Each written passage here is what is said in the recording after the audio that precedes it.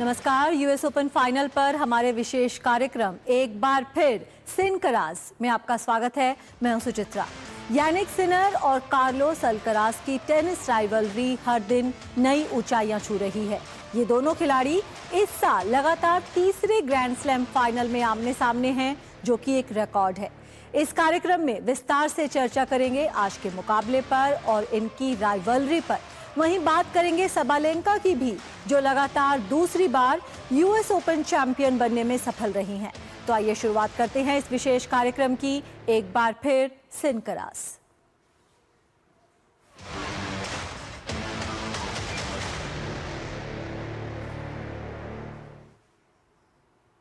यानिक Sinner और Carlos Alcaraz की tennis rivalry लगातार मजबूत हो रही है।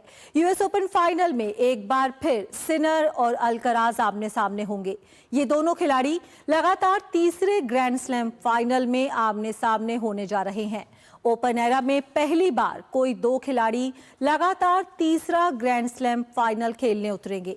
इस फाइनल मुकाबले में नंबर 1 की रैंकिंग भी दांव पर रहेगी। अगर अल्कराज ये मैच जीत जाते हैं तो वे सिनर को हटाकर दुनिया के नंबर 1 टेनिस खिलाड़ी बन जाएंगे।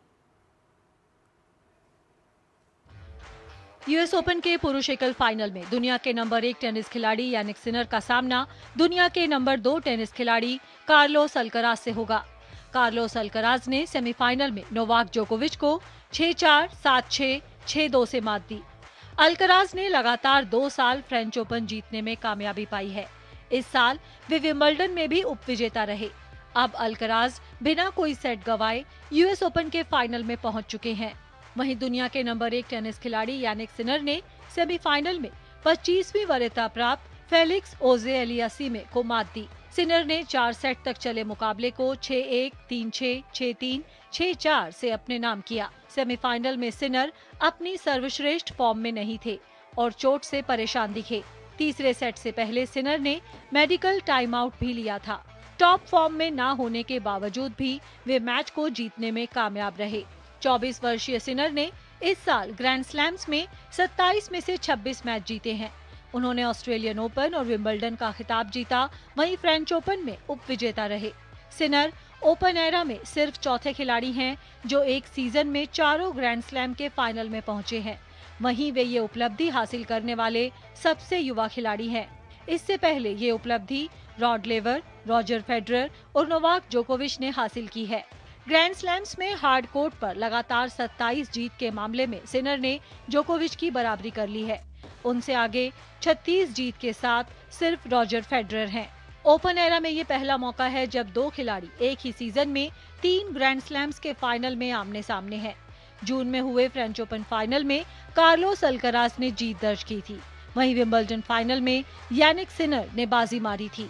रविवार के फाइनल में नंबर 1 की रैंकिंग भी दांव पर होगी। सिनर 65 हफ्ते से दुनिया के नंबर 1 खिलाड़ी बने हुए हैं। इन दोनों खिलाड़ियों का हेड टू हेड रिकॉर्ड देखें तो सिनर अल्कराज से पीछे हैं। दोनों के बीच हुए कुल 14 मैच में से 9 मैच अल्कराज ने जीते हैं, वहीं सिनर ने 5 में बाजी मारी है। दोनों के बीच हुए पिछले 4 में से 3 मैच अल्कराज ने ही जीते हैं। यूएस ओपन का परिणाम आते ही सिनर और अल्कराज आपस में मिलाकर पिछले 8 और पिछले 13 में से 10 ग्रैंड स्लैम जीत चुके होंगे, जो टेनिस की दुनिया में सिनकराज के दबदबे को दिखाता है। Sports desk, DD news. तो लगातार ये जो प्रतिद्वंदिता है मजबूत हो रही है यानिक सिनर और कार्लोस अल्कराज की। यानिक सिनर जो दुनिया के नंबर 1 टेनिस खिलाड़ी हैं और कार्लोस अल्कराज जो दुनिया के नंबर 2 टेनिस खिलाड़ी हैं। ये दोनों ही खिलाड़ी लगातार तीसरे ग्रैंड स्लैम फाइनल में आमने सामने हैं। यानी कि इस सीजन में तीसरा ग्रैंड स्लैम फाइनल ये दोनों खेलने जा रहे हैं और ओपन एरा में पहली बार ऐसा हुआ है कि कोई दो खिलाड़ी लगातार तीसरे ग्रैंड स्लैम फाइनल में आमने सामने हैं। और बहुत बात की जाती है रोजर फेडरर और राफेल नडाल की प्रतिद्वंदिता की, लेकिन ये जो उपलब्धि है वो फेडरर और नडाल भी हासिल नहीं कर सके थे। यानी कि एक इतिहास यहाँ पर रचा है कार्लोस अल्कराज और यानिक सिनर ने। ये दोनों ही खिलाड़ी लगातार तीसरे ग्रैंड स्लैम फाइनल में आमने सामने हैं। और इस साल के जिन फाइनल्स में ये आमने सामने हुए हैं उनकी अगर हम बात करें तो फ्रेंच ओपन में जब ये दोनों खिलाड़ी आमने सामने हुए थे तो वहां पर अल्कराज ने बाजी मारी थी। अल्कराज ने एक बेहद रोमांचक और बेहद लंबे फाइनल में सिनर को हराया था, लेकिन उसके बाद विंबलडन के फाइनल में यानिक सिनर ने उस हार का बदला लिया और यानिक सिनर ने अल्कराज को मात देते हुए विंबलडन का खिताब जीतने में कामयाबी पाई। और आज दोनों यूएस ओपन के फाइनल में आमने सामने होंगे। तो हम आपको बता दें कि यूएस ओपन में ये पहली बार है कि फाइनल में ये दोनों खिलाड़ी आमने सामने होंगे, यानी कि दोनों का ये पहला आपस में यूएस ओपन फाइनल है। सिनर हालांकि यूएस ओपन के डिफेंडिंग चैंपियन भी हैं, लेकिन फाइनल में पहली बार वे कार्लोस अल्कराज का सामना करेंगे। तो हम देख सकते हैं कि किस तरह से ये जो इनकी राइवलरी है वो लगातार मजबूत हो रही है और इनके जो फैंस हैं उन्होंने इन्हें एक नाम दिया है सिनकराज, जो सिनर और अल्कराज से मिलकर बना है। जैसे कि फेडाल दिया गया था फेडरर और राफेल नडाल की जो उनकी प्रतिद्वंदिता थी उसके लिए।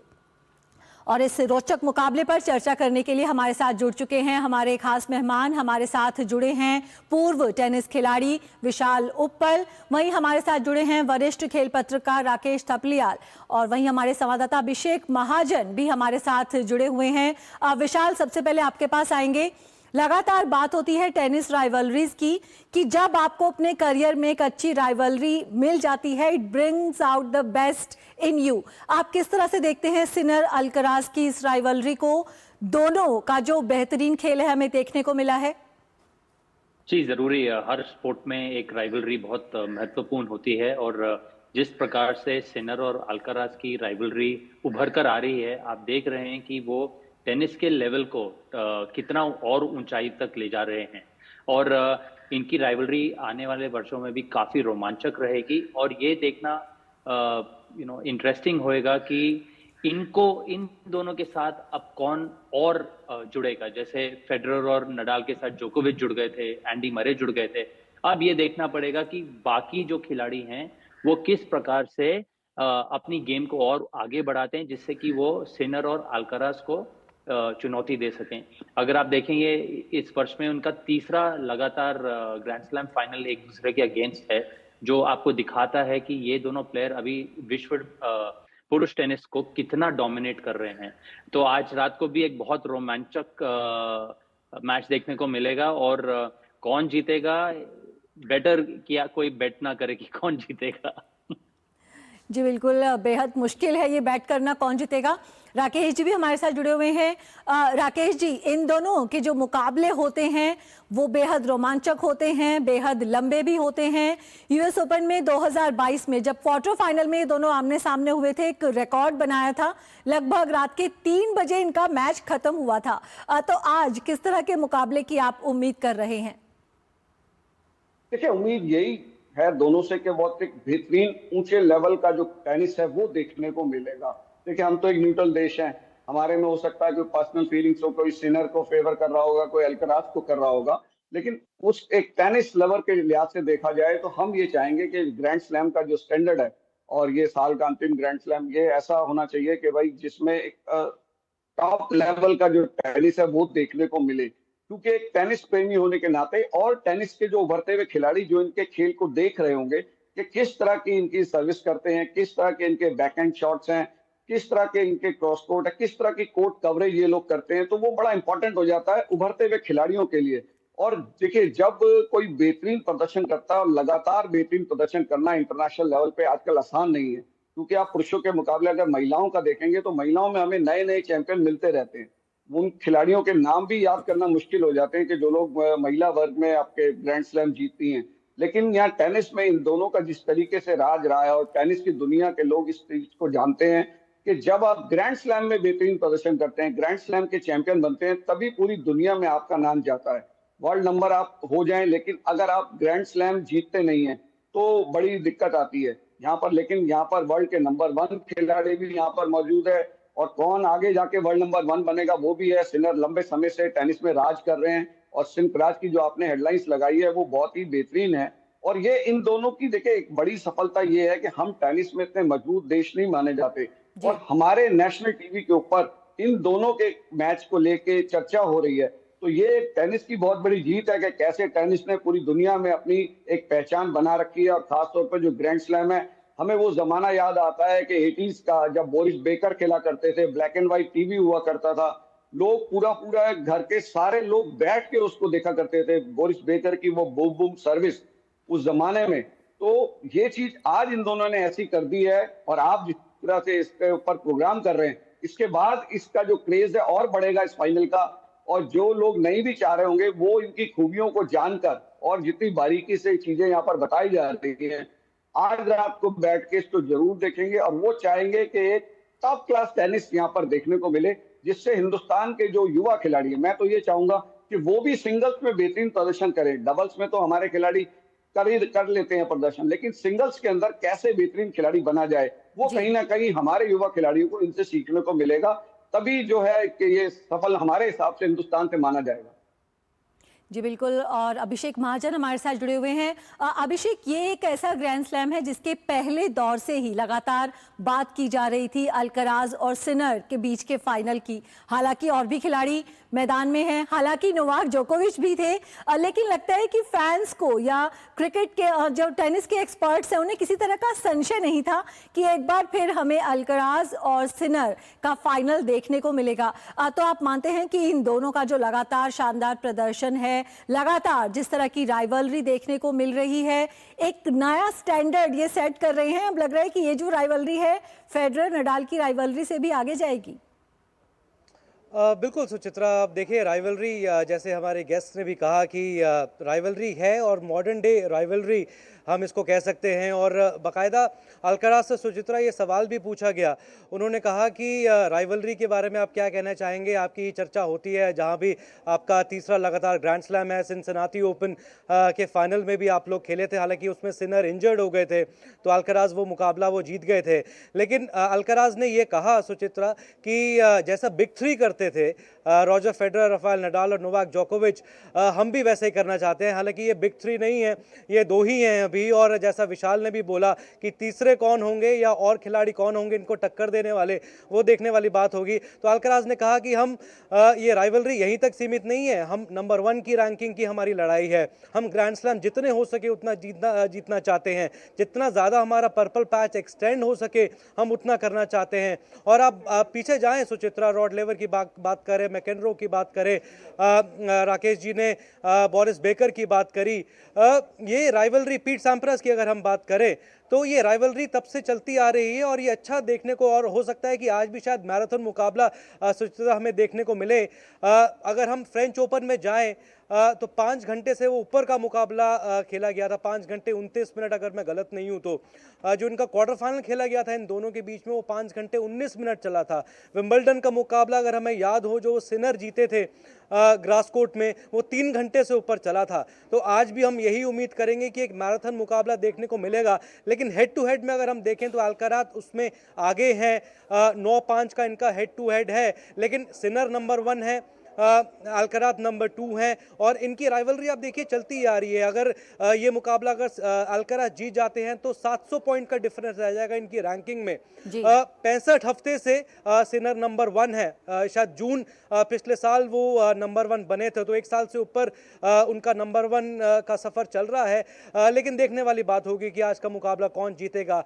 हार्ड कोर्ट में अल्कराज बेटर परफॉर्मेंस कर रहे हैं, एक भी वो सेट हारे नहीं हैं पूरे मुकाबले में। अभी तक पूरे टूर्नामेंट में 2 सिनर हार चुके हैं, लेकिन वो कोई पैमाना नहीं है। लेकिन हाँ, अल्कराज हार्ड कोर्ट में शायद थोड़ा एडवांटेज अल्कराज यहाँ पे नजर आ रहा है। जी बिल्कुल। मैं विशाल से यही सवाल पूछने वाली थी। विशाल, हमने देखा कि किस तरह से विंबलडन और फ्रेंच ओपन में 2 अलग खिलाड़ियों का दबदबा देखने को मिला। अब जब बात होती है यूएस ओपन की, तो यहाँ पर हार्ड कोर्ट पर कौन आपको फेवरेट नजर आता है? आप किसे इस मैच में सपोर्ट करेंगे और उस खिलाड़ी को क्या अलग करना होगा मात देने के लिए अपने प्रतिद्वंदी को? देखिए, मेरे हिसाब से ये मैच पूरा 50-50 का मैच है, इसमें कोई फेवरेट नहीं है। आज जो इंसान मानसिक तौर से अपने आप को शांत और मोटिवेटेड ज़्यादा देर तक रख पाएगा, जो शारीरिक तौर से अपने जो ग्राइंड होएगी उसको हैंडल कर पाएगा, और जिसके पेट में थोड़ी सी ज़्यादा भूख होएगी जीतने की, वही ये मैच जीतेगा। मेरे हिसाब से बहुत ही टक्कर का मुकाबला है इन दोनों खिलाड़ियों में से। आप चूज नहीं कर सकते कि कौन जीतेगा कौन नहीं जीतेगा, लेकिन ये है जो पूरे जो हार ना माने की जो जिद पकड़ के खेलेगा, मेरे ख्याल से वही विजय होएगा। As a tennis player, as a former tennis player, मैं आपको ये बता सकता हूँ कि ये मैच बहुत ही ज्यादा रोमांचक होएगा। और अगर ये मैच भी 4.5-5 घंटे चल गया तो कोई आपको हैरानी नहीं होनी चाहिए, क्योंकि ये दोनों बहुत ही उम्दा एथलीट्स हैं और ये मोस्ट इम्पोर्टेंटली मेंटली मानसिक तौर से बहुत ही स्ट्रांग एथलीट्स हैं और इनमें भूख है वो रिकॉर्ड्स तोड़ने की जो फेडरर, नडाल और जोकोविच ने कायम करे हैं। इनमें भूख है कि हम भी वो तोड़ें और उस रास्ते पे तो ये निकल चुके हैं दोनों। और मेरे हिसाब से बहुत ही ज्यादा रोमांचक मैच होएगा और मैं तो किसी पे बेट नहीं कर रहा, क्योंकि देखना पड़ेगा कौन ज्यादा अच्छा खेल के जीतेगा आज। बिल्कुल, तो आप किसी पर बैट नहीं कर रहे हैं। मैं अगर पर्सनली देखूं तो मुझे लग रहा है कि 1 बाय 1 मैं हर ग्रैंड स्लैम में चेंज कर रही हूं। पिछली बार सिनर थे तो इस बार मुझे लगता है कि अल्कराज, क्योंकि नंबर 1 की जो रैंकिंग है वो दांव पर है। एक बहुत बड़ा मोटिवेशन हो सकता है किसी भी खिलाड़ी के लिए। इस चर्चा को हम जारी रखेंगे। यहाँ पर लेते हैं एक छोटा सा ब्रेक।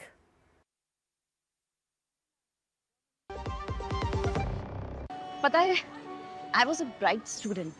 कुछ करना चाहती थी, कुछ बनना चाहती थी। आप अपना खुद का स्टार्ट कीजिए ना, खुद का बिजनेस। पर उसमें पैसे तो बहुत लगेंगे ना। Zero investment. Zero investment? हाँ, आई एम डूइंग इट। मैं एक principal madam, she is my client. मैं LIC एजेंट हूँ। LIC एजेंट बनो। अब बड़ा सोचो, हमारी वेबसाइट पर जाएं या अपनी नजदीकी LIC शाखा से संपर्क करें। ये कड़े इम्तिहानों से नहीं डरता, इसे सालों का तजुर्बा है। इसलिए मैं भी सूर्या पाइप्स का फैन हूँ। देश की तरक्की के सच्चे साथी। सूर्या है तो भरोसा है। ब्रेक के बाद स्वागत है। हम बात कर रहे हैं US ओपन फाइनल की और अब बात कर लेते हैं महिला चैंपियन की भी। दुनिया की नंबर 1 टेनिस खिलाड़ी अरीना सबालेंका ने लगातार दूसरी बार US ओपन का खिताब अपने नाम कर लिया है। सबालेंका ने फाइनल में अमांडा अनिसिमोवा को 6-3, 7-6 से मात दी। सबालेंका सेरेना विलियम्स के बाद से पहली महिला खिलाड़ी हैं जिन्होंने अपने US ओपन खिताब की सफलतापूर्वक रक्षा की है। कहते हैं कि एक तस्वीर 1000 शब्द बोल सकती है। US ओपन जीतने के बाद अरीना सबालेंका की ये तस्वीर भी दिखाती है कि लंबे इंतजार के बाद जीतने के क्या मायने होते हैं। सबालेंका को इस साल ऑस्ट्रेलियन ओपन और फ्रेंच ओपन के फाइनल में हार का सामना करना पड़ा। वहीं वे विंबलडन के सेमीफाइनल में हारी। हालांकि साल के आखिरी ग्रैंड स्लैम में वे जीत दर्ज करने में कामयाब रही। कई बार सबालेंका की मानसिक मजबूती पर भी सवाल उठाए गए, खासकर ग्रैंड स्लैम के फाइनल मुकाबले में। लेकिन इस बार उन्होंने अमांडा अनिसिमोवा के खिलाफ शांत और समझदारी भरा खेल दिखाया। ये उनके ऑस्ट्रेलियन ओपन और फ्रेंच ओपन के फाइनल से बिल्कुल अलग था, जहां वे मेडिसन कीज और कोको गॉफ से हार गई थी।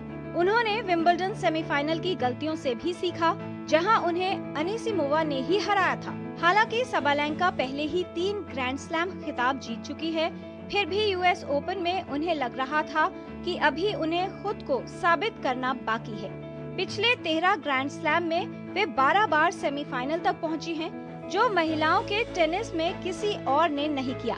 लेकिन फिर भी उन्हें सिर्फ 3 खिताब ही मिले थे। सबालेंका सेरेना विलियम्स के बाद पहली महिला खिलाड़ी हैं जिन्होंने अपने US ओपन खिताब की सफलतापूर्वक रक्षा की है। ये कुल मिलाकर सबालेंका का चौथा ग्रैंड स्लैम है। वे 2 बार ऑस्ट्रेलियन ओपन भी जीत चुकी हैं। Sports desk, DD news. तो इस साल ग्रैंड स्लैम्स में 2 फाइनल और 1 सेमीफाइनल हारने के बाद आखिरकार कामयाबी मिली है सबालेंका को। और विशाल हमारे साथ जुड़े हुए हैं। विशाल, आप बात कर रहे थे मेंटल स्ट्रेंथ की कि आज का जो मुकाबला होगा उसमें भी जो मेंटल स्ट्रेंथ है वो मायने रखेगी। सबालेंका के मुकाबले में अगर मेंटल स्ट्रेंथ की बात करें, कितना मुश्किल होता है कि एक ही सीजन में आप 2 फाइनल हार चुके हैं, 1 सेमीफाइनल हार चुके हैं, आपको सीजन खत्म करना है ग्रैंड स्लैम टाइटल के साथ। फाइनली उन्होंने ओवरकम किया अपनी स्ट्रगल्स को, अपनी परेशानियों को। जी जरूर, इस मुकाम तक पहुंचने के लिए जो आपको मेंटालिटी चाहिए, जो मेंटल स्ट्रेंथ चाहिए, वो बहुत ही ज्यादा महत्वपूर्ण है। अगर आप देखें, साबालेंका जो इस साल के पिछले जो ग्रैंड स्लैम फाइनल्स खेली थी, उनमें वो इमोशनली बड़ी अनसेटल थी, जिससे उनकी टेनिस पर भी काफी प्रभाव पड़ा और वो मैच नहीं जीत सकी। तो जो उन्होंने अपने पिछले 3 ग्रैंड स्लैम में गलतियां करी, और वो मानसिक गलतियां थी, क्योंकि गेम उनका बहुत अच्छा है, वो गलतियों से जो उन्होंने सीखकर कल रात को जो प्रदर्शन करा है, वो दर्शाता है कि उन्होंने किस प्रकार से एक ही सीजन में थोड़ा-सा अपना मैच्योरिटी लेवल और बढ़ा लिया है। जी। जिस प्रकार से उन्होंने अपने आप को सँभाला कोर्ट पे, अगर आप देखें ज़्यादा इमोशनली अप एंड डाउन नहीं जा रही थीं, और अनिसमोवा से वो विंबलडन सेमीफाइनल में हारी थीं। जी। तो उससे, उस हार के बाद जैसे आज वो खेली हैं, उन्होंने थोड़ा-सा अच्छा मैच्योरिटी लेवल दर्शाया है कि वो अपनी पुरानी मिस्टेक से सीखी हैं। और अगर दूसरी ओर हम अनिसमोवा की बात करें, ये खिलाड़ी भी मानसिक जो स्ट्रेंथ है उसको इतने बखूबी दर्शा रही है, क्योंकि इनके भी मेंटली बहुत स्ट्रगल्स रहे हैं पिछले 2-3 साल में। और अगर आप देखें, ये कैसे उभर कर आ रही हैं, ये विंबलडन फाइनल भी पहुंची, ये यूएस ओपन फाइनल भी पहुंची हैं, जी। और मेरे ख्याल से अगले साल अगर ये फिजिकली फिट रहती हैं तो ये फिर से ग्रैंड स्लैम्स के लिए दावा करेंगी और ये बहुत उभर कर आएंगी। पर मेरे हिसाब से साबालेंका ने बहुत मेंटल मैच्योरिटी दिखाई कल रात की परफॉर्मेंस में, जी। और इसलिए वो एक बड़ा क्लोज मैच जीती। बिल्कुल, राकेश जी हमारे साथ जुड़े हुए हैं। राकेश जी, अनिसमोवा ने एक अनचाहा रिकॉर्ड बनाया था जब 6-0 से हार गई थी वो फाइनल में, लेकिन यहाँ पर भले ही हार गई, लेकिन उन्होंने एक शानदार वापसी की, एक कड़ी टक्कर दी उन्होंने कि जो फाइनल होता है ग्रैंड स्लैम का, उसमें एक मुकाबला यहाँ पर नजर आया। राकेश। बिल्कुल, ये एक चीज होती है कि जब आप 6-0 से हारते हैं तो उसके बाद से उभर कर आना और फिर बेहतरीन प्रदर्शन करना, टेनिस खिलाड़ियों की सबसे बड़ी खूबी यही होती है, चाहे वो रोजर फेडरर हो, चाहे नोवाक जोकोविच हो। ये सब लोग हारते थे, पीट सैम्प्रास भी अगर कभी हारते थे तो कहते थे मैं नेक्स्ट ईयर वापस आऊंगा और फिर से अपना दिखाऊंगा, पूरी मेहनत करूंगा, चाहे वो राफेल नडाल हो, कोई भी हो। तो टेनिस के खेल में मानसिक और जो फिजिकल फिटनेस है वो बहुत जरूरी होती है, बहुत जबरदस्त है, क्योंकि आप जीवन में किसी भी खिलाड़ी के देख लीजिए, टेनिस को छोड़ दीजिए, वो 75% हारता है, असफल होता है, सिर्फ 25% ही उसके जीत का स्वाद लगता है। सक्सेस जो है वो बहुत कम मिलती है किसी भी खिलाड़ी को अपने करियर में, असफलताएं ज्यादा मिलती हैं। तो आपके अंदर शुरू से कोचिंग का पैटर्न ऐसा होना चाहिए कि आप असफलताओं को झेल कर और उससे आगे उबर कर आप जल्दी से जल्दी आगे आ सके। ये साल का देखिए आखिरी ग्रैंड स्लैम है, इसमें चैंपियन बनने के बाद साबालेंका आपको 3-4 महीने मिलते हैं, जब अगला ग्रैंड स्लैम जनवरी में ऑस्ट्रेलियन ओपन में शुरू होगा, तो आप उतने टाइम थोड़ा राहत की सांस ले सकते हैं, अपने आप को रिकवर कर सकते हैं। और जो खिलाड़ी यहाँ पर हारे हैं उनको भी है कि भाई आप जो है अगले 3-4 महीने में कड़ी मेहनत करके वापसी कर सकते हैं, क्या आपकी वीकनेसेस रही हैं। टेनिस के खिलाड़ियों के साथ देखिए बहुत दिक्कत आती है। आपने 6-0 का स्कोर मुझे याद आता है कि विंबलडन के फाइनल में स्टेफी ग्राफ ने नताशा जवरेवा को 6-0 हराया था। तो वो जो इस तरह की हार होती है ना, वो बहुत तोड़ती है खिलाड़ी को। लेकिन फिर डिपेंड करता है कि आपके जो मेंटोर हैं, आपके कोचेज हैं, सपोर्ट स्टाफ है, वो किस तरह से आपको प्रेरित करता है कि आप इस तरीके से हारे हैं तो नेक्स्ट टाइम आप किस तरीके से बेहतरीन प्रदर्शन करके अपनी वापसी कर सकते हैं। क्योंकि खेल का असली मजा यही है कि आप किस तरह हार के बाद वापसी करते हैं। और ये दो ऐसी खिलाड़ी हैं जो अभिषेक हमारे साथ जुड़े हुए हैं। अभिषेक, लेकिन महिलाओं के टेनिस में एक अच्छी बात है कि जिस तरह का दबदबा पुरुषों के टेनिस में दिख रहा है सिनर अल्कराज का, महिलाओं के टेनिस में एटलीस्ट हमें वैरायटी देखने को मिल रही है। बहुत सारे खिलाड़ी हैं, प्रतियोगिता की शुरुआत से पहले ही फाइनलिस्ट और चैंपियन को चुनना इतना आसान नहीं है महिलाओं के टेनिस में। अभिषेक। बिल्कुल सुचित्रा, सही कहा आपने, काफ़ी कड़ी टक्कर भी हमें महिला सिंगल्स में देखने को मिली। लेकिन जैसा हमारे गेस्ट ने भी कहा सुचित्रा, मेंटल हेल्थ इश्यूज़ के कारण उन्होंने ब्रेक लिया था। अनिसमोवा ने कमबैक किया उन्होंने, और अब देखिए विंबलडन में वो हारी ज़रूर 6-0 से, और बहुत काफ़ी इमोशनल भी हो गई थी। लेकिन अच्छी बात यह है कि उन्होंने कहा कि मैं कमबैक करूँगी, मैं हार नहीं मानने वाली, यहाँ से मेरे को काफ़ी लर्निंग एक्सपीरियंस हुआ है। हमने देखा है पहले पहले भी सुचित्रा, बेन स्टोक्स की हम बात करें, सिमोन बाइल्स की हम बात करें, जॉनथन ट्रॉट, ट्रेस कॉथिक, सबने मेंटल हेल्थ इश्यूज़ की अपनी बात की है। और उसके बाद जैसा राकेश जी ने भी कहा कि उभर कर आना और बिल्कुल हाईएस्ट लेवल पे खेलना वो आसान बिल्कुल भी नहीं होने वाला। और जहाँ तक साबालेंका की बात की जाए, Suchitra, back to back US Open crown वो जीती। सेरेना विलियम्स के बाद वो पहली ऐसी महिला खिलाड़ी बन गई जिन्होंने बैक टू बैक क्राउन जीता। सेरेना विलियम्स 2012 से 2014 में जीती थी और 2022 के बाद वो लगातार सारे मेजर खेली हैं, जो बड़ी बात है, फाइनल खेली है साबालेंका। तो चौथा ग्रैंड स्लैम उनका और साबालेंका और ये राइवलरी जो है अनीसिमोवा की शायद आगे भी हमें देखने को मिलेगी। लेकिन जैसा आपने कहा कि महिला सिंगल्स में हमें ज्यादा कांटे की टक्कर देखने एक फाइनल कमेंट, हमारे जो गेस्ट हैं विशाल, उन्होंने फेवरेट पिक नहीं किया। आपका फेवरेट सिनर और अल्कराज में से आज के मैच में? अभिषेक जी, मैं अल्कराज के पक्ष पे। राकेश जी, आपका फेवरेट सिनर और अल्कराज में से आज के मैच के लिए? जिस तरीके का प्रदर्शन अल्कराज ने किया इस टूर्नामेंट में, कभी तक कोई सेट नहीं गंवाया, तो मैं अल्कराज के साथ जाऊंगा। चलिए, तो यहाँ पर हम कहें कि पैनल की जो मेजॉरिटी है वो अल्कराज के साथ जाती है। देखते हैं कि आज के इस मुकाबले में क्या होगा। बहुत बहुत शुक्रिया आप सबका हमारे साथ जुड़ने के लिए। तो हम कह सकते हैं कि आज हमें एक रोमांचक मुकाबला एक बार फिर से देखने को मिलेगा सिनर और अल्कराज के बीच में। कोई भी जीते, लेकिन एक बात जो तय है, मुकाबला रोमांचक होगा और मैच बहुत लंबा होगा। तो इस विशेष कार्यक्रम में फिलहाल इतना ही। हमारी पूरी टीम को दीजिए अनुमति। नमस्कार।